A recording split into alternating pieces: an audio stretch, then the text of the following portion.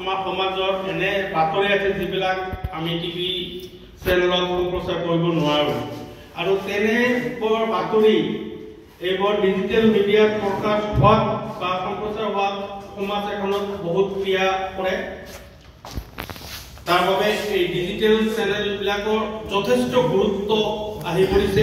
Digital মিডিয়াৰ যথেষ্ট ভূমিকা আছে। ডিজিটেল মিডিয়া নহ'লে আজি যিখিনি ভিতৰে বাহিৰে যিখিনি আমাৰ ভিতৰত অধ্যুষিত পিছপৰা অঞ্চল সেই অঞ্চলখিনি যিখিনি উন্নয়ন কৰাৰ কাৰণে যিখিনি প্ৰতিভা সেই প্ৰতিভাখিনি বিকাশ কৰাৰ কাৰণে একমাত্ৰ ডিজিটেল মিডিয়াই তাক 100% পাব্লিকৰ লগত আৰু ৰাইজৰ লগত সেইখিনি সমাজত বাস্তৱত পৰিণত কৰাৰ কাৰণে ডিজিটেল মিডিয়াৰ যথেষ্ট গৰিহণা আছে।